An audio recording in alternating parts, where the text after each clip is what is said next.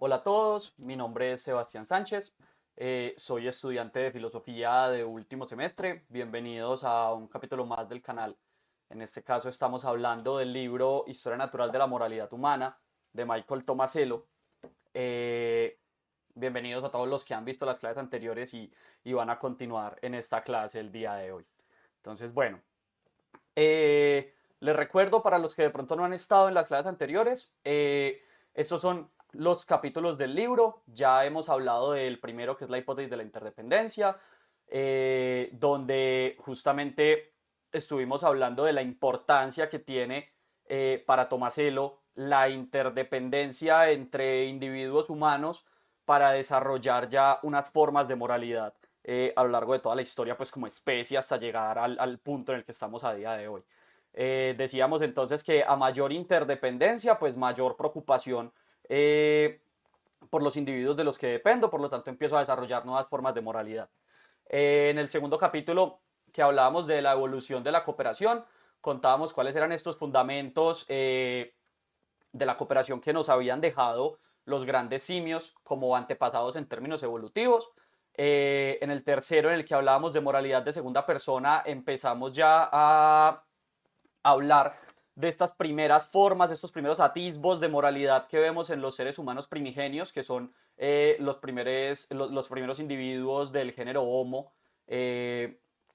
Hablábamos de las primeras formas de cooperación que se daban como entre diadas colaborativas que se veían obligados a cazar entre ellos porque básicamente si no podían, pues si no se aliaban para cazar juntos, básicamente no iban a poder comer dado la alta competencia que había de presas pequeñas en el entorno en el que se encontraban los humanos primigenios. Y ahorita ya vamos a hablar de la moralidad objetiva, en la que vamos a incluir pues ya el factor de grupos culturales. Entonces ya no vamos a hablar solamente de las primeras formas de moralidad que se dan cuando nos enfrentamos a interacciones tú a tú, sino que ahora ya vamos a hablar de las nuevas formas de moralidad que aparecen cuando ya estamos en contextos de grupos culturales, donde ya nos asociamos no solamente con una persona para ir a cazar nuestra comida inmediata, sino que ya nos asociamos con otros miembros y ahora sí somos más interdependientes de otros miembros del grupo. Entonces, esas son como las dinámicas que vamos a estar viendo en la clase de hoy, en el cuarto capítulo de moralidad objetiva. Eh, Voy a dejar el libro acá a un lado. Entonces, el proceso a explicar es el paso de la moralidad de la segunda persona que tenían los humanos primigenios a la moralidad objetiva del grupo cultural, que es la que tienen los humanos, o la que tenían pues los humanos modernos, que es cuando ya hablamos de Homo sapiens. Recuerden que vamos a hablar de humanos contemporáneos, es una vez entremos a la agricultura, una vez la agricultura aparece en nuestra historia como especie, es que vamos a empezar a hablar de humanos contemporáneos. Entonces, por lo pronto, todo este capítulo vamos a estar hablando de humanos modernos, ¿vale? Eh, lo que vamos a explicar de cómo pasamos de esta moralidad de segunda persona a la moralidad objetiva del grupo cultural, los puntos fundamentales pues, que vamos a explicar es cómo empezamos a desarrollar una intencionalidad colectiva. Recuerden que en los humanos primigenios hablábamos era de una intencionalidad conjunta entre los socios de la diada colaborativa. Aquí ya vamos a hablar de una intencionalidad colectiva con los miembros del grupo cultural. Por lo tanto, vamos a hablar ahora de prácticas culturales convencionales de terreno común cultural. Recuerden que cuando hablábamos de los seres humanos primigenios, hablábamos era de un terreno común compartido entre, entre los dos miembros de la diada. Y por lo tanto, ahora también vamos a explicar cómo pasamos a tener estándares ideales, generalizados y objetivos, cuando en la moralidad de segunda persona teníamos era estándares ideales de rol específico. De rol específico porque eran estándares que iban a ser, perdón, yo les voy señalando aquí con el puntero, eran estándares que en los humanos primigenios iban a ser definidos solamente dentro de la diada colaborativa, solamente iban a ser vigilados por la segunda persona con la que estoy colaborando y pues yo por lo tanto también vigilaría los ideales de esa segunda persona. En este caso ya vamos a estar hablando de estándares ideales generalizados y objetivos cuando nos referimos ya a grupos culturales, estándares que vamos a estar vigilando todos los miembros del grupo cultural. Eh, También entonces vamos a explicar cómo empezamos ahora sí a identificarnos con un grupo cultural y no solamente con la diada colaborativa. Esta parte es muy importante. Recuerden que Tomasello nos contaba en el capítulo anterior que los seres humanos primigenios empezaron a tener las primeras deliberaciones morales hacia su diada colaborativa, y eso es lo que nos, o sea, empezar a preocuparse por el interés de mi diada colaborativa, de la otra persona con la que estoy cooperando para poder cazar, es la primera forma de moralidad, y ahí es cuando se empiezan a dar, según Tomaselo, estas primeras formas como de moralidad empática, ya propiamente cuando empieza a tener deliberaciones morales hacia el bienestar de una segunda persona. En este caso ya hablamos es de un grupo cultural. Entonces ya no solamente me identifico y considero a la segunda persona como un igual, sino que ahora, como también me preocupo por los miembros del grupo cultural, considero a los miembros del grupo cultural también como iguales, no solamente a la segunda persona con la que estoy casando. Entonces, este es el proceso que vamos a explicar hoy. Los objetivos del capítulo entonces va a ser caracterizar la moralidad objetiva de los humanos modernos, explicando cómo la dependencia del individuo de su grupo cultural lo llevó a un interés especial por el grupo y una lealtad hacia él. Y también vamos a caracterizar los tres conjuntos de mecanismos psicológicos involucrados en este proceso, que son los procesos cognitivos de intencionalidad conjunta, los procesos sociointeractivos de agencia cultural con respecto a las convenciones, normas e instituciones del grupo, y los procesos autorregulatorios del autogobierno moral. Ya vamos a ver de qué trata cada uno de estos procesos, entonces no se preocupen por ahora. La estructura del capítulo es la siguiente: tenemos 1, 2, 3, 4, 5, 6 apartados. Cada uno de los apartados tiene sus respectivos subapartados. Yo les voy a ir explicando como las ideas. Lo único que quiero decir al mostrar aquí la estructura del capítulo es, ustedes van a ir viendo en el título de las diapositivas que yo les vaya mostrando, van a ir viendo ya sea el título del apartado o el título del subapartado del cual sale la información que les estaré mostrando en pantalla.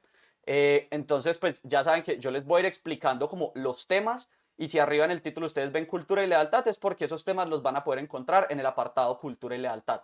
Si abajo en el título ven semejanza e identidad del grupo, es porque fui aún más específico, y en ese caso la información la van a encontrar en el subapartado de semejanza e identidad del grupo. Entonces, pues que sepan que los títulos de las diapositivas se van a corresponder con los títulos de los apartados o subapartados del capítulo de los cuales estoy sacando la información para explicarles. Entonces, empezamos con el apartado de cultura y lealtad. Lo primero que va a explicar Tomaselo es, claro, teníamos entonces en los humanos primigenios el contexto de la búsqueda de alimento colaborativa y obligada. Recuerden que entonces al inicio decíamos que probablemente nuestras interacciones se estructuraban de una manera como cacería del venado, donde nos enfrentábamos al dilema entre, listo, yo, ¿qué voy a escoger? Yo puedo cazar una presa más pequeña, una presa pequeña yo solo.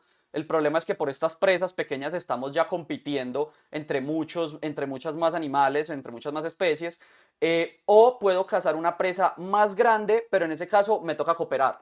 Entonces correré los riesgos que implica la cooperación para poder cazar esta presa más grande, ya que cazar las presas más pequeñas iba a ser muy riesgoso y probablemente no hubiera sido efectivo.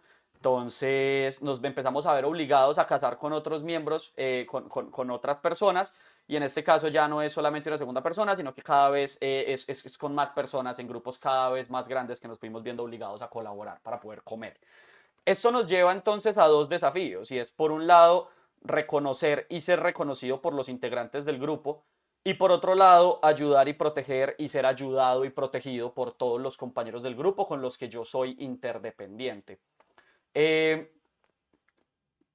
en este capítulo vamos a estar hablando del contexto de las organizaciones tribales. Ahora son como las primeras formas de organización social. Entonces vamos a estar situados en el periodo de entre 150.000 y 100.000 años para atrás. Eh, y básicamente el tema es, nosotros nos empezamos a asociar en grupos, en organizaciones tribales que no podían ser de más de 150 personas. Eso lo explica Tomaselo, y es que en este momento, pues con los avances científicos que han habido, nos hemos dado cuenta de que realmente un ser humano no puede sostener, o cognitivamente en promedio un ser humano es capaz de sostener hasta 150 relaciones como personales con otras personas. Entonces se estima también que estas tribus no podían ser de más de 150 personas. ¿Y por qué nos empezamos a asociar en tribus?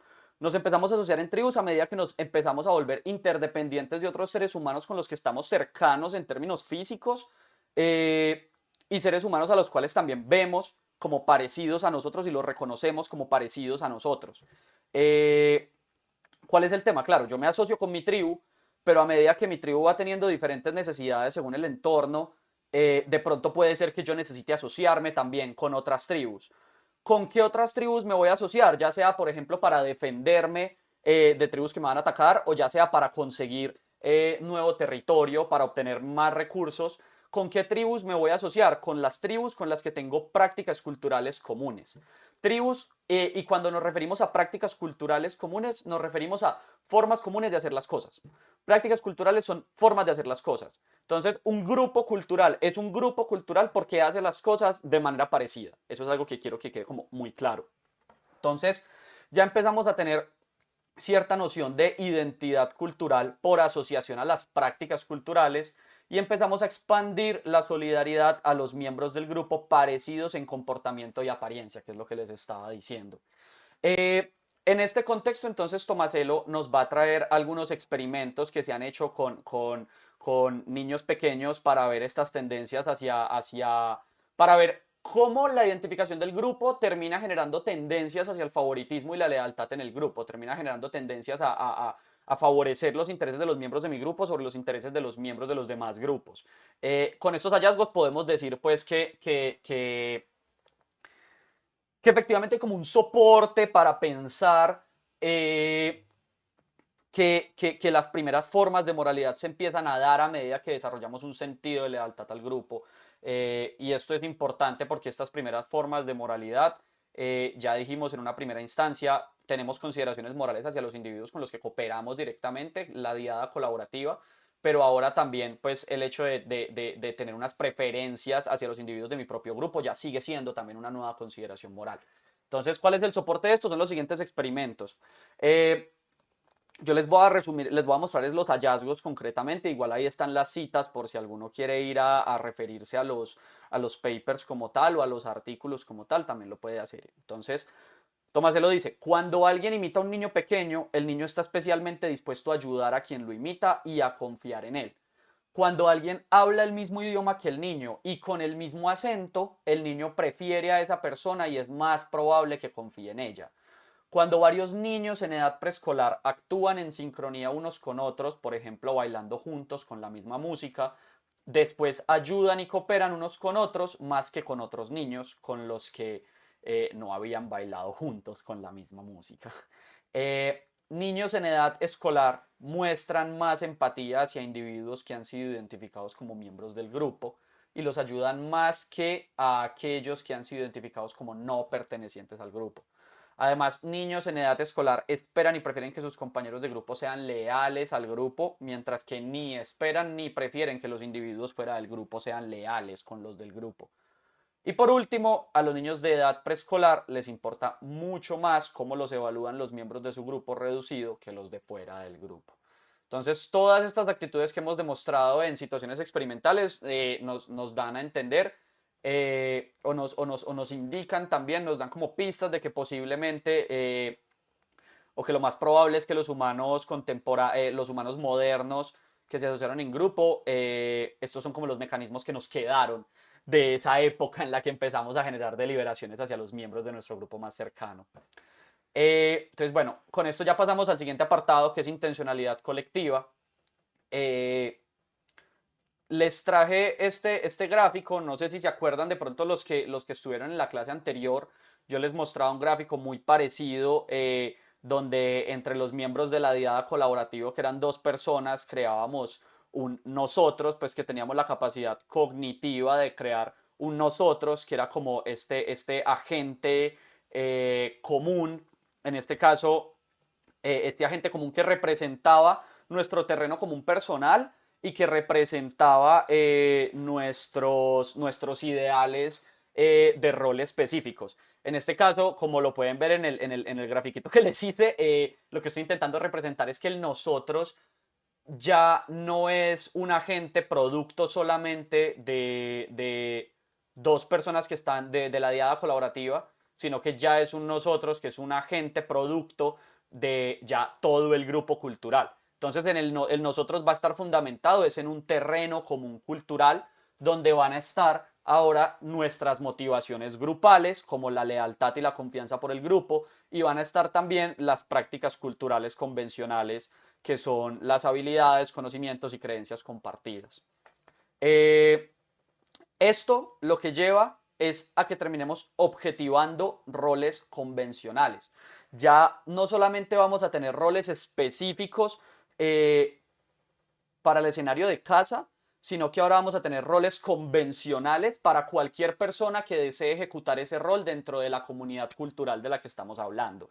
Entonces, ahora lo que tenemos es una organización tribal donde somos máximo 150 personas, donde todos nos conocemos y todos podemos estar vigilando constantemente que cada uno esté cumpliendo con su rol de la manera en la que los estándares normativos del rol indican que esta persona debería comportarse. Eh, y ahora pasamos al tercer apartado, que es agencia cultural. Y lo que explica Tomaselo es listo. Entonces ahora tenemos unas cuestiones tenemos una capacidad de intencionalidad colectiva, que esto es lo que quiero representar aquí con el nosotros, ¿sí? Intencionalidad colectiva decimos porque ahora hay motivaciones grupales, motivaciones que todos tenemos y que como son de terreno común, significa que todos sabemos que los demás tienen y que todos sabemos que los demás saben que yo también los tengo. Y eso pasa tanto con las motivaciones como con esas prácticas culturales. O sea, todos sabemos que tenemos estas habilidades y yo sé que tú sabes que yo tengo estas habilidades, yo sé que tú sabes que yo tengo estos conocimientos y yo sé que tú también debes tener estos conocimientos a la vez que yo sé que yo creo en las mismas cosas que tú y tú sabes que yo creo en las mismas cosas que tú. Entonces, hablamos ahora de una intencionalidad colectiva que se basa en un terreno común que ahora va a ser cultural. ¿Esto qué es lo que nos permite? Nos permite coordinarnos en grupos culturales más grandes, pero esto también tiene unas implicaciones y es que ahora, como nos coordinamos en grupos culturales más grandes, hay más posibilidades de que hayan miembros del grupo cultural que deseen aprovecharse de las labores de los demás. Entonces, claro, nos coordinamos en grupos culturales más grandes, podemos hacer ahora cosas que antes no podíamos porque ahora somos más personas y estamos más organizados, pero eso también hace que de pronto, si yo soy perezoso, pueda aprovechar, o si soy malintencionado, por los motivos que sea, pueda aprovecharme de los beneficios que trae pertenecer al grupo y pueda aprovecharme de toda esa coordinación y cooperación que los demás han forjado, pues. Eh, ¿Esto qué implica? Que entonces vamos a tenernos que ver obligados, o los humanos modernos se vieron obligados, a desarrollar mecanismos más fuertes de elección y control del socio. Y estos mecanismos van a ser las normas sociales. Las normas sociales se deben entender como el conjunto de expectativas de los miembros del grupo, que indican las maneras objetivamente buenas y malas de ser cooperativo o ser moral. Entonces aquí ya empieza el paso importante de cómo se van a desarrollar estas nuevas formas de moralidad en los humanos, en los humanos modernos. Eh, y es, claro, ahora como tenemos, perdón, no me devuelvo al anterior, como tenemos un terreno común cultural, tenemos un terreno común que todos los miembros de la cultura sabemos que tenemos, significa que en ese terreno común también hay una serie de expectativas que tenemos todos los miembros del grupo. Tenemos una serie de expectativas hacia el comportamiento de los otros y esperamos que se comporten de la manera en la que para nuestro grupo cultural está bien comportarse. Esperamos que los demás cooperen y esperamos que los demás sean morales de la manera en la que cooperamos y somos morales los miembros de nuestro grupo. Por eso es que hablamos de objetividad, porque para estos seres humanos modernos, o sea, las prácticas que tiene el grupo tribal son completamente objetivas. Simplemente para ellos así son las formas de hacer las cosas. Eh, y esto se ve reflejado en dos campos que son universalmente cubiertos por las normas sociales, o sea que vemos que son dos campos en los que en todas las culturas utilizamos normas sociales y son el alimento y el sexo. El alimento en el sentido como recurso principal, el repartirnos los recursos, y el sexo pues sí, como el sexo. Entonces, estos son los dos campos en los que empezamos a tener implicaciones normativas.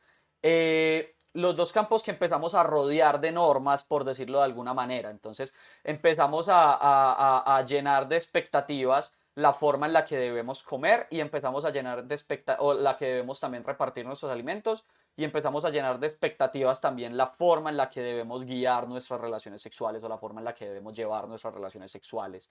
Y estos campos empezaron a volver y estas buenas formas de alimentarse, de distribuir los recursos y estas buenas formas de tener relaciones sexuales o de comportarse en torno a las cuestiones sexuales, eh, van a ser las buenas formas objetivas para el grupo. Van a ser las formas buenas y las formas malas de comer o las formas buenas y las formas malas de actuar en torno al tema sexual. Eh, y aquí algo muy importante es que justamente el objetivo de las normas sociales es la conformidad. Al ser normas sociales convencionales, el objetivo es la conformidad. O sea que nosotros siempre que tengamos expectativas hacia el comportamiento de los demás, significa que esas expectativas son no solamente hacia el comportamiento de los demás en general, sino que son expectativas hacia que los demás se comporten de esa forma y no de otra, y yo espero que se comporten conforme a esa forma, que ahora pues va a ser la forma que compartimos entre todos los miembros del grupo cultural, que va a ser la forma correcta de hacer las cosas. Entonces, el tema es, ¿cómo adquiere carácter moral una norma social?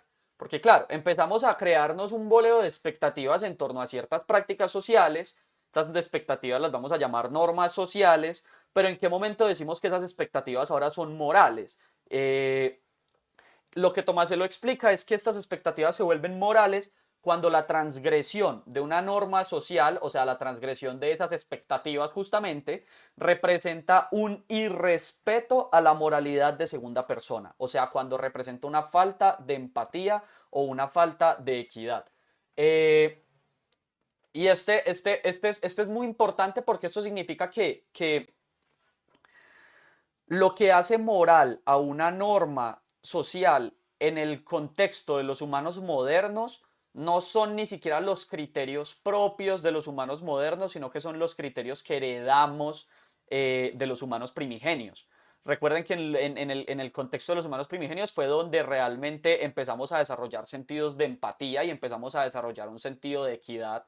eh, eh, entonces, cuando se incumplen o cuando se transgreden estas expectativas heredadas de nuestros antepasados evolutivos, estas expectativas heredadas justamente nos decían, tú reconoces a los demás como una segunda persona. Por lo tanto, al reconocer al otro como una segunda persona, como un igual, significa que le debo respeto, significa que le debo un trato igualitario, significa que lo voy a tratar como una segunda persona de igual merecimiento que yo. Claro, ahora ya son segundas personas, muchos más personas, porque ahora soy interdependiente de muchos más individuos.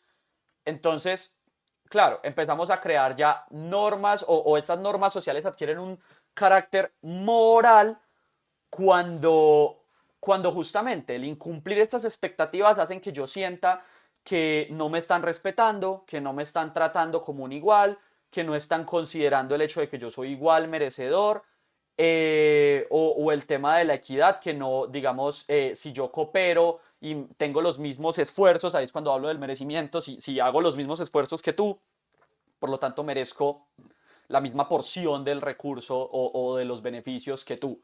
Ese es también el sentido de equidad.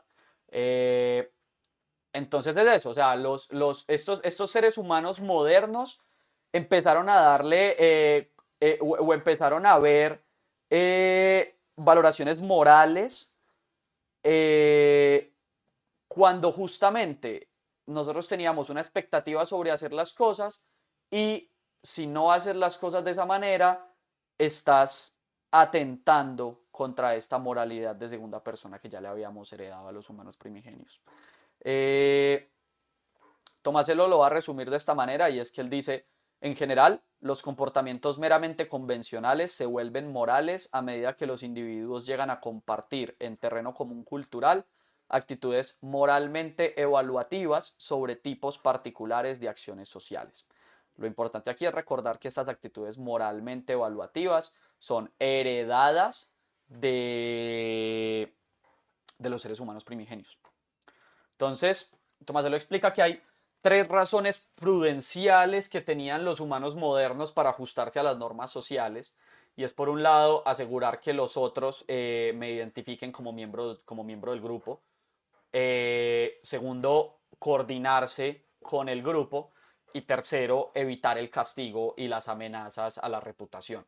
Recuerden que en este caso, en el contexto de los seres humanos modernos, ahora sí tenemos chisme. No sé si se acuerdan de pronto algunos que yo les decía en la clase anterior, eh, que los seres humanos primigenios no tenían unas formas de lenguaje lo suficientemente complejas para hablar entre ellos y que empezara a ver siquiera una noción de reputación, porque yo sé que hay otras personas hablando de mí y comentando lo que estoy haciendo y supervisando lo que estoy haciendo. En ese caso no había eso, entonces no podíamos hablar todavía de una preocupación, de una reputación. En este caso, los humanos modernos ahora sí tenían formas de lenguaje lo suficientemente desarrolladas para empezar a construir una reputación y una identidad cultural. Entonces, claro, la mentalidad de grupo que ahora tenemos empieza a exigir que respetemos las normas sociales y que respetemos principalmente a los miembros del grupo. Pero la agencia de segunda persona que habíamos aprendido desde que éramos seres humanos primigenios nos lleva a exigir el respeto por las normas morales a todos los humanos. Eh, entonces vamos a ver qué implican estas dos nociones, qué implica el hecho de que como seres humanos modernos hayamos desarrollado una mentalidad de grupo y qué implica el hecho de que esta mentalidad de grupo haya sido atravesada por la agencia de segunda persona que ya habíamos desarrollado desde antes. Eh, lo que Tomás te lo explica es que los seres humanos modernos que ahora tienen normas sociales empezaron a crear también instituciones. Él en el libro hace la claridad de que no es muy claro, valga la redundancia, cuál es el límite entre hablar de normas sociales y hablar de instituciones, pero pues igualmente en esa discusión creo que no cabe meterse en este momento. Lo importante es que las instituciones van a ser entendidas como la manera de hacer las cosas específicamente creadas para cumplir con objetivos colectivos de los grupos. Entonces recuerden, ahora tenemos terreno común cultural que nos permite tener objetivos colectivos. eh, y las instituciones son las formas que nosotros creamos para cumplir con esos objetivos colectivos. ¿Cuándo? Cuando los beneficios esperados se reducen de manera inaceptable dados los costos que producen las ineficiencias, disputas e imposición de las normas. Les voy a dar un ejemplo que para mí es súper claro y es, listo, nosotros como especie siempre, sí o sí, vamos a tener relaciones sexuales. O al menos, pues, sí, o sea, si nos vamos a preservar y nos queremos reproducir, tenemos que tener relaciones sexuales. Y digamos que el impulso por tener relaciones sexuales viene desde antes de que fuéramos siquiera seres humanos. Me perdonan, pues obviamente yo sé que esto es una forma un poco imprecisa de hablar de términos evolutivos, pues, pero sí, o sea, creo que ustedes me entienden. Eh, entonces, listo, nosotros ya teníamos sexo, empezamos a normativizar las prácticas sexuales y empezamos también a asociarnos en parejas. Acuérdense que uno de los cambios más grandes en nuestra moralidad y en nuestra forma de organización social fue cuando como humanos primigenios nos empezamos a organizar en relaciones de pareja. Entonces ahora ya hay unas expectativas y es que no solamente vamos a tener relaciones sexuales con otro individuo del sexo contrario, sino que estas relaciones sexuales tienen que ser o se espera que se den en un contexto de una relación de pareja. Claro, ahora, ¿qué pasa? Si para mí entonces, claro, empezamos ya a normativizar estas prácticas sexuales. La institucionalizamos, por ejemplo, cuando ya llega el matrimonio. Entonces, claro, desde antes ya teníamos sexo, luego empezamos a construir expectativas en torno al sexo, empezamos a asociarnos en relaciones de pareja y luego sí dijimos, listo, para organizar estas relaciones de pareja, para cumplir con los objetivos que todos tenemos de la manera en que se deben dar las relaciones de pareja y de cómo las relaciones de pareja deben contribuir al grupo, ya sea mi grupo cultural grande o mi grupo más cerrado, como puede ser el grupo de mis otros significativos, como, no sé, mi familia, mis amigos, etcétera. Ahora empezamos a crear instituciones que nos permitan que la forma en la que tenemos relaciones sexuales efectivamente sigan contribuyendo a los objetivos colectivos del grupo. ¿Esta institución cuál es en este caso? El matrimonio. Entonces, perdón que me extendí un poquito en el ejemplo, pero lo que quería decir es eso. El matrimonio para mí es el ejemplo por defecto de prácticas que se institucionalizan. Entonces, ¿qué es lo que pasa? Las instituciones crean nuevas realidades culturales, que Tomasello lo explica en términos de la función de estatus, que es un concepto que trae de Searle, el filósofo. Y la función de estatus es X equivale a Y en un contexto C. Entonces, en un contexto donde ya institucionalizamos el matrimonio, X, o sea, Sebastián, equivale a marido en un contexto del matrimonio. Entonces, claro, yo antes simplemente tenía relaciones sexuales con mi pareja y ahora que lo institucionalizamos y ya existe un matrimonio, ya yo no solamente soy Sebastián teniendo relaciones sexuales con la pareja, sino que soy Sebastián que ahora soy marido y que estoy en un contexto de matrimonio. ¿Esto qué implica? Esto implica que ahora yo tengo un estatus deóntico como marido y el estatus deóntico van a ser esos derechos y obligaciones a los que yo me adscribo una vez me hago marido, justamente. Eh, entonces, bueno, si el contexto de búsqueda de alimento colaborativa y obligada nos llevó a reconocer a los otros como agentes de segunda persona con una identidad cooperativa, ahora el contexto de grupos culturales nos va a llevar a reconocernos como agentes culturales con identidad cultural. Y esto es lo que, perdón, antes de pasar al siguiente apartado, eh,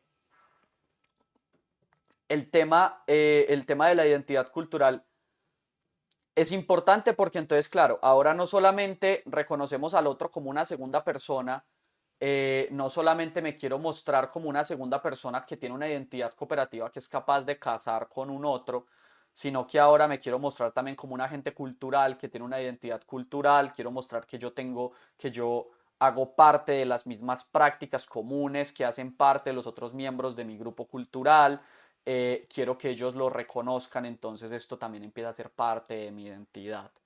Y aquí pasamos al siguiente apartado, que es el de autogobierno moral, ya casi vamos al final.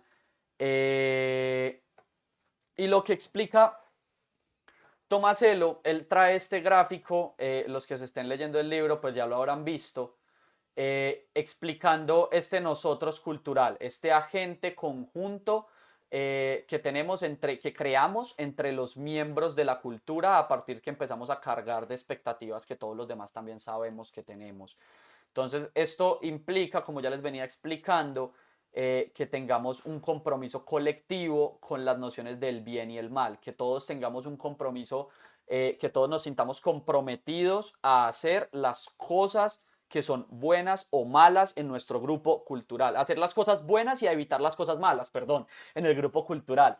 Eh, el esquemita es muy básico, básicamente muestra, en este caso ya no dos, sino tres, pero pues ustedes ya saben que podrían ser hasta 150, pues por ponerle una cifra, agentes que van cargando, que tienen expectativas hacia los otros, acá estaría el terreno común, entonces todos tenemos expectativas que vamos cargando al nosotros cultural, pero a la vez este nosotros cultural o el reconocernos e identificarnos como miembros de ese grupo cultural implica unas presiones hacia nosotros para actuar según estas nociones de bien y mal.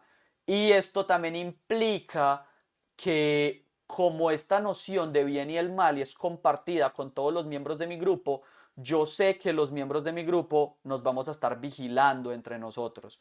Vean, por ejemplo, aquí la flecha muestra cómo este agente vigila la acción de este agente también vigila la acción de este, y así cada uno vigila la acción del otro y sabe que el otro está vigilando su propia acción.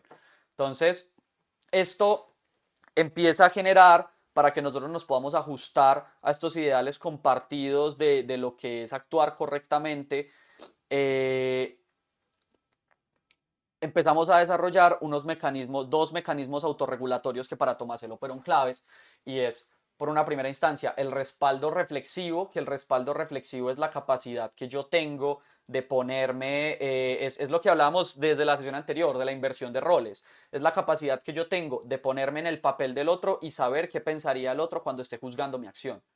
Entonces, claro, yo no solamente juzgo mi acción desde yo mismo, velando por mis propios intereses, sino que juzgo mi acción según cómo los otros también juzgarían mi acción, porque yo constantemente estoy entendiendo la perspectiva del otro cuando estoy actuando en comunidad.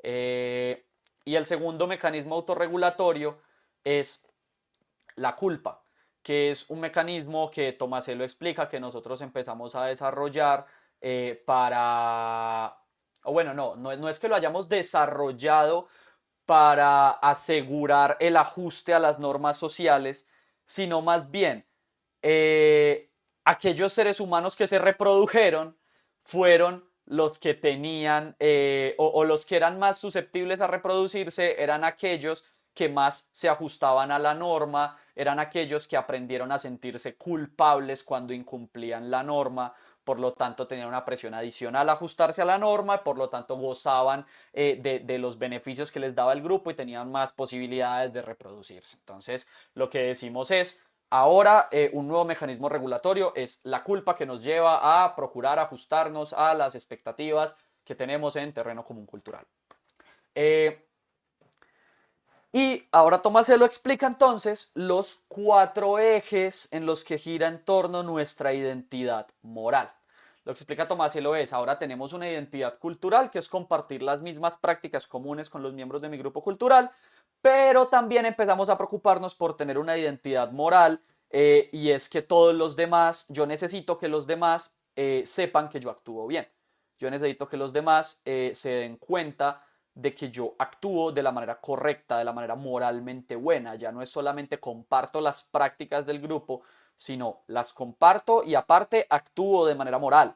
Entonces, lo que dice Tomaselo es que nuestra identidad moral o la de los seres humanos modernos giraba en torno a, primero, una preocupación por el nosotros, o sea, una preocupación por el grupo cultural y una preocupación por el bienestar del grupo y por lo tanto por hacer velar el sí, por velar por el cumplimiento de las normas sociales y de las normas que implique o de las reglas ahora que implique hacer parte de las instituciones del grupo. También tenemos una preocupación por la igualdad, que es la preocupación que nos viene de la moralidad de equidad que creamos de los seres humanos primigenios. Tenemos una preocupación por mí, que obviamente yo siempre me voy a seguir preocupando por mis propios intereses. Y tenemos una preocupación por ti, que es la preocupación que viene del interés empático desarrollado desde los seres humanos primigenios. Esa preocupación, sí, preocupación por ti, preocupación por una segunda persona, significa, por una segunda persona que en este caso puede ser, no sé, pueden ser los miembros de mi familia, pueden ser los miembros de mi grupo cultural, según a quien yo considere realmente una segunda persona. Lo que explica Tomaselo es claro, nosotros nos enfrentamos, ahorita ya nos empezamos a asociar en grupos más grandes. La realidad social entre más grande se hace un poco bueno, van a haber siempre sucesos inesperados, sucesos que no seamos capaces de prevenir. Entonces, inevitablemente los seres humanos modernos se deben haber llegado a enfrentar a situaciones donde las normas del grupo no bastaban para definir el rumbo de la acción o donde alguno de estos cuatro intereses, por ejemplo, chocaban entre ellos. Eh, entonces, claro, ustedes piensen, no sé, en el escenario de... Es un dilema moral muy fácil y es, supongan que su mamá se está muriendo de hambre y ustedes están pensando si robar a otra persona o no para poder llevar alimento a su mamá. Entonces ahí entran en conflicto varios de estos intereses con los que yo quiero mantener mi identidad moral. claro, parte de mi identidad moral es preocuparme por nosotros, o sea, preocuparme por las normas del grupo. Supongamos que en mi grupo está mal visto robar, entonces yo me preocupo y quiero que no se robe y sé que no debo robar si deseo cumplir con las normas del grupo. Sin embargo, también tengo una preocupación de segunda persona por mi madre, que es un ser que para mí va a ser muy significativo. Entonces, claro, ahí entra en conflicto esos dos intereses. Entra en conflicto la preocupación por el nosotros, por cumplir la norma social de no robar, y la preocupación por la segunda persona, que va a ser mi mamá, y que igual, claro, cuando después alguien vaya a juzgar mis acciones, eh, a mí tampoco me interesa que crean, por ejemplo, que yo soy capaz de matar a mi mamá con tal de cumplir con las normas sociales. Eso tampoco va a ser bien visto. Y esa es la complicación de ir formando una identidad moral. Y es que, claro, yo finalmente tengo que tomar una decisión, salvo a mi madre o cumplo las normas del grupo y no robo, pero cualquiera de mis dos decisiones van a ser también juzgadas por los miembros de la comunidad. Y como yo sé que ellos también las van a juzgar, entonces yo ahí tengo que empezar a sopesar y yo digo, ¿qué me sale mejor? O sea, ¿o qué es mejor? Es mejor que sepan que yo estoy dispuesto a cumplir las normas del grupo bajo cualquier condición, o es mejor que sepan que yo soy lo suficientemente sensible para poner el bienestar de mi madre o la vida de mi madre por encima del ajuste a las normas del grupo. Es una decisión que, claro, es un conflicto moral en la medida en que están entrando en conflicto algunos de estos intereses. Cabe resaltar que hay conflictos morales donde pueden entrar en conflicto todos los intereses y eso es aún más difícil. Eh, el tema es claro, ahí es donde ya el individuo tiene que ejercer su libertad y sopesar entre las diferentes preocupaciones que sostienen su identidad moral, a ver a cuáles preocupaciones les va a dar más peso, valga la redundancia, a la hora de tomar la decisión. Y aquí es cuando ya es importante mencionar la franja de protección interpretativa o justificativa que pone Tomasello en este diagrama. Por cierto, este diagrama también sale del libro, este no lo creé yo. La importancia de la franja de protección interpretativa o justificativa radica en la legitimidad que le van a dar los miembros del grupo a la justificación que yo dé a la hora de tomar una decisión moral. Lo que explica Tomaselo es, la justificación va después de la acción.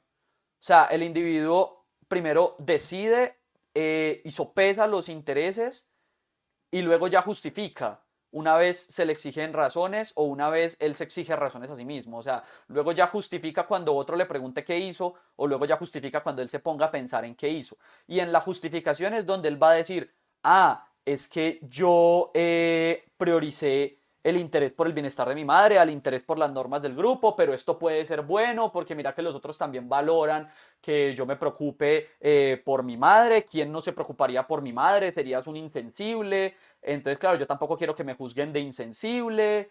Listo. Termino justificando mi acción a partir de la preocupación de segunda persona que tengo hacia mi madre. ¿Cuál es el tema? Habrán comunidades morales donde esta interpretación es válida y habrán comunidades morales donde esta interpretación no es válida.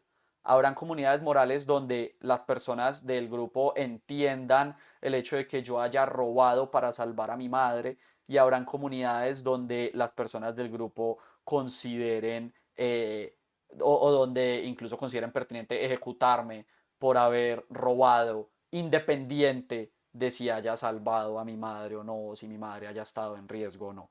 Entonces, claro, lo que explica Tomaselo es que justamente es eso, hay una franja inferencial que compartimos entre todos los miembros del grupo sobre qué tipo de justificaciones vamos a permitir o no a la hora de aceptar el comportamiento de otros y sobre qué tipo de justificaciones van a afectar la identidad moral de los otros. Entonces yo ya sé que si una persona me justifica sus acciones de esta manera, yo voy a juzgar a la persona de esta manera y voy a creer que la persona es de esta otra forma.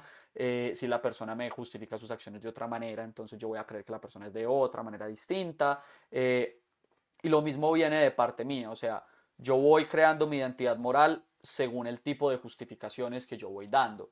Entonces, claro, en mi grupo después se pueden dar cuenta que yo tengo unas mayores preocupaciones por la igualdad, o que yo tengo unas mayores preocupaciones por mi bienestar individual, o que hay otro miembro del grupo que se preocupa más por nosotros, o que hay otro miembro del grupo que se preocupa más por las segundas personas, por estos otros significativos. Y esa ya es parte de la identidad moral de cada uno de los miembros del grupo, que todos los demás vamos reconociendo a medida que ellos van justificando sus acciones, vamos entendiendo ellos cómo justifican y de qué manera cada uno también entiende su propia identidad moral. Eh, el tema es, ellos seguirán o dejarán de ser parte del grupo según si nosotros aceptamos que hayan personas con esa identidad moral en el grupo. O sea, puede que para mi grupo sirva más que hayan personas que se orienten más hacia la igualdad o que se preocupen más en su día a día por la igualdad, como puede que en mi grupo sirva más que hayan personas que se preocupen es por la preservación de las instituciones y las normas culturales. Eso ya depende de cada grupo y los seres humanos modernos se fueron enfrentando a muchos entornos donde ellos fueron desarrollando diferentes normas sociales para afrontar cada uno de estos entornos. Entonces, claro, pues las normas sociales y morales de cada comunidad van a terminar siendo naturalmente distintas, porque cada uno permite que se expliquen las acciones de forma distintas, porque cada comunidad necesitaba cosas distintas para su propio contexto. Entonces, obvio, lo que es bueno y lo que es malo para una comunidad de humanos modernos o para otra van a ser cosas muy diferentes. Y entre más diferentes sean, pues más es la brecha y más los van a considerar los humanos modernos como otros de los cuales debo defenderme o a los cuales debo atacar. Entonces, bueno, igual creo que ya me extendí mucho en este punto. En el apartado de justicia distributiva, lo que explica, en el subapartado de justicia distributiva, lo que explica Tomaselo es básicamente que los humanos modernos tenían una forma prototípica de distribución de recursos, que es la búsqueda de alimentos con un punto de acopio central, como lo muestro aquí en la imagen. La imagen puede ser un poco imprecisa en la medida en que al parecer estos son como semillas y en este caso estamos hablando de humanos modernos que todavía no tenían agricultura, pero pues se entiende, creo que se entiende el concepto de que hay un lugar común donde algunos se disponen a dejar los recursos para que otros después puedan utilizarlo y luego ya se distribuyen. ¿Qué es lo importante aquí? Es que hay un factor común a todas las culturas y es que no dejan morir, en ninguna cultura se deja morir a nadie de hambre. O sea, todas las culturas coinciden en que lo más mínimo, o sea, es que el sentido mínimo de merecimiento que todos tienen por el mero hecho de pertenecer a mi grupo es que no se mueran de hambre. Eso es lo más básico. Eh, entonces, bueno, esa es otra cosa que hemos heredado también de los humanos modernos. Y Tomaselo explica el proceso de selección de grupo cultural que va muy relacionado con lo que les estaba explicando ahorita hace dos diapositivas cuando estábamos hablando de la identidad moral. Y es claro, diferentes culturas crean diferentes normas e instituciones para lidiar con las situaciones recurrentes que se presentan en sus modos de vida particulares y terminaron triunfando aquellos grupos de humanos modernos que tenían las convenciones que mejor promovían la cooperación y aseguraban la cohesión grupal, igual es lo que ya les venía explicando. Eh, Pasamos ahora sí entonces al último apartado del capítulo, que es el bien y el mal originales. Entonces, Tomaselo va a hacer una pequeña caracterización de la psicología moral de los humanos modernos y lo va a hacer comparándolo con los humanos primigenios para mostrar las transformaciones en los conjuntos de procesos psicológicos relevantes para la moralidad humana desde de los humanos primigenios a los humanos modernos. Entonces, ¿qué explica Tomaselo en este apartado? Es los humanos primigenios tenían intereses por el bienestar del socio motivados por la empatía. Ahora en los humanos modernos esta empatía deriva en unos sentimientos de lealtad al grupo. Los humanos primigenios tenían una capacidad de intencionalidad conjunta con, con, con los socios colaborativos. Ahora los humanos modernos tienen una capacidad de intencionalidad colectiva con todos los miembros del grupo cultural, lo que termina derivando en una objetivación de los valores. Si los humanos primigenios tenían procesos sociointeractivos de agencia de segunda persona e identidad cooperativa, ahora los humanos modernos tenían una agencia, tenían la capacidad de dar una agencia cultural y de un reconocimiento de una identidad moral, ya no solamente cooperativa, sino que ahora también importa una identidad moral. Y lo mismo pasa con los procesos autorregulatorios del compromiso y la responsabilidad conjunta que tenían los humanos primigenios. Ahora ya no solamente nos autorregulamos a partir del compromiso y la responsabilidad conjunta que tengo con mi socio colaborativo, sino que ahora me autogobierno de manera moral y con un sentido de obligación, porque de hecho tengo un sentido, me siento obligado a autogobernarme moralmente. Bueno, me siento, un humano moderno se sentía. Eh, Esto va a llevar a que tengamos una herencia de múltiples moralidades. Y es, claro, ya no tenemos, espérenme un segundito, yo reviso aquí, claro, ya no tenemos solamente la moralidad que heredamos de la segunda, de los humanos primigenios, que era esta moralidad de segunda persona, o sea, la empatía y la equidad, sino que ahora tenemos una moralidad con mentalidad de grupo. Tenemos una moralidad que me dice que debo preocuparme por las cosas que hace mi grupo, que me dice que debo preocuparme por los ideales que se sostienen en mi grupo, y una moralidad claro, que me dice que esto también estos intereses también deben ser sopesados con los intereses heredados de la moralidad de segunda persona. No me voy a extender más en este apartado de múltiples moralidades porque igualmente siento que ya lo expliqué aquí. Esas múltiples moralidades se pueden traducir aquí. Preocupación por nosotros es una moralidad con sentido de grupo. Preocupación por la igualdad es una moralidad con sentido de equidad y preocupación por ti es una moralidad con sentido de empatía. Entonces esas son básicamente las tres formas de moralidad que ya les expliqué en los conflictos morales en que es que terminan. Entonces, bueno, no me voy a ahondar ahí mucho más. Y el último apartado es Coda, después del Jardín del Edén, donde lo que explica Tomaselo es que, claro, los humanos modernos que salen de África hace 100.000 millones de años salen de África con estas tres formas de moralidad, con moralidad de empatía, con una moralidad de equidad de segunda persona y con una moralidad cultural de mentalidad de grupo que ahora tiene un sentido de justicia. Recuerden que hablábamos de que en todas las culturas tenemos un sentido de justicia distributiva. Bueno, o un sentido mínimo, pues, de justicia distributiva. Entonces esta va a ser la tercera forma de moralidad. El tema es, claro, nosotros salimos con esas tres formas de moralidad hace 100.000 años de África. Empiezan los humanos a salir ya del continente. Y hace alrededor de 12.000 años es cuando ya surge la agricultura y por lo tanto nos podemos empezar a organizar en grupos más grandes y empezamos a tener ya organizaciones mucho más grandes que las organizaciones tribales y tenemos ya ciudades. Ahí ya vamos a hablar de seres humanos ya no modernos, ni primigenios, ni mucho menos, sino contemporáneos, a partir del surgimiento de la agricultura que posibilita la organización en ciudades. Esto para los fines nuestros de la historia de la moralidad, ¿en qué se refleja? Es en dos nuevos arreglos cooperativos muy importantes y es por un lado la ley y por otro lado la religión organizada. Entonces, claro, una vez ya tenemos agricultura, nos empezamos a asentar, nos asentamos, entonces los asentamientos se hacen cada vez más grandes, hay cada vez más personas en los grupos y empezamos a crear ya leyes explícitas que dicten la manera en que se deben hacer las cosas siempre que seamos parte de esa comunidad que ahora es más grande.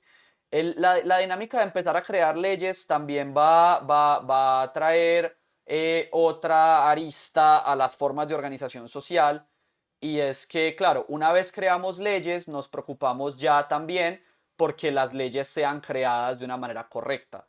Entonces, claro, pues o sea, ahora empezamos a escoger personas que nosotros consideramos que tienen un razonamiento justo o que van a pensar en un sentido de justicia del grupo, empezamos a escoger a estas personas para que dice, o empezamos a delegar a que estas personas diseñen las reglas y las leyes y hagan cumplir esas leyes dentro del grupo. Empezamos también a crear instituciones para regular esas leyes. Pero lo más importante que quiero, algo importante que quiero que ustedes se queden de esta, con lo que quiero que ustedes se queden de esta parte, es el hecho de que ya había normas antes de que hubieran leyes. O sea, ya teníamos un razonamiento normativo antes de que siquiera empezáramos a crear las primeras leyes explícitas y ya teníamos instituciones sociales antes de que empezáramos a crear las primeras leyes explícitas. Esto lo hago como claridad porque si uno se mete en discusiones de la normatividad se puede prestar para enredos, pero creo que realmente saber que históricamente incluso había normas e instituciones antes de que hubieran leyes, me parece que facilita un montón. Entonces, la otra, y para ya terminar de ir a clase, el otro nuevo arreglo cooperativo que desarrollaron los humanos ya contemporáneos, que fue muy importante, fueron las religiones organizadas. Y Tomasello tiene una hipótesis que a mí me parece muy interesante y es, claro, empezamos a organizarnos, empezamos a tener relaciones organizadas a medida que hubo individuos que, o sea, ¿cómo lo explica Tomasello? Es, nosotros ya teníamos esta capacidad de pensar en ideales de comportamiento, en ideales normativos convencionales de las maneras correctas de hacer las cosas. Entonces lo que explica Tomasello, lo que dice Tomasello es que en algún punto los seres humanos tuvieron que empezar a ponerle nombre a estos ideales que si bien, claro, estos ideales ya regulaban nuestra conducta en la medida en que todos pretendíamos el ajuste a los ideales, eh, pero lo que explica Tomasello es que de alguna manera los seres humanos tuvieron que haber empezado a nombrar estos ideales y como los ideales, su nombre bien lo dice, son ideales, o sea, no hay ningún ser humano que cumpla con todas las cualidades ideales que como comunidad cultural creamos y hacia las cuales todos queremos apuntar. No hay ningún ser humano que cumpla. Por lo tanto, lo que dice Tomasello es, esos seres humanos tuvieron que haber pensado, no hay ningún ser humano que cumpla con estos ideales, ergo tiene que haber ergo si alguien tiene estos ideales o si alguien cumple con estos ideales, es una divinidad. Entonces, claro, ahí empieza la noción de la divinidad. Debe haber un ser divino que es ese ser que si cumple con estos estándares normativos o es el ser que dictamina incluso los estándares normativos. Y lo que dice Tomasello es que nos empezamos a organizar de manera religiosa o se empieza a presentar la religión organizada una vez ciertos individuos se aprovecharon del razonamiento religioso y empezaron a atribuirse poderes divinos para la organización política. Entonces ahora tenemos una concepción de la divinidad gracias a que ahora tenemos suficientes ideales y suficientes estándares normativos. Tenemos unos ideales normativos que se los atribuimos a una divinidad y ahora hay personas que dicen que de esa divinidad viene el poder para gobernar en tierra o bueno, no, eso ya es muy cristiano, para gobernar en general, para no cerrarlo a ninguna religión concreta. Entonces, estos son los dos nuevos arreglos cooperativos que Tomasello dice que se van a dar y que van a cambiar las dinámicas de organización social una vez se empieza a dar el surgimiento de la agricultura, que es cuando ya por fin podemos empezar a hablar de humanos contemporáneos, de allá para hasta acá, pues. Eh, entonces, bueno, agradecerles para los que se quedaron hasta este punto del video. Sé que es muchísima información. Entonces, bueno, igual, si tienen alguna duda, alguna pregunta, alguna inquietud, no duden en preguntármelo en los comentarios, lo resolveré seguramente para la siguiente sesión. Y bueno, nos vemos en la próxima clase con el capítulo 5 del libro. Muchas gracias.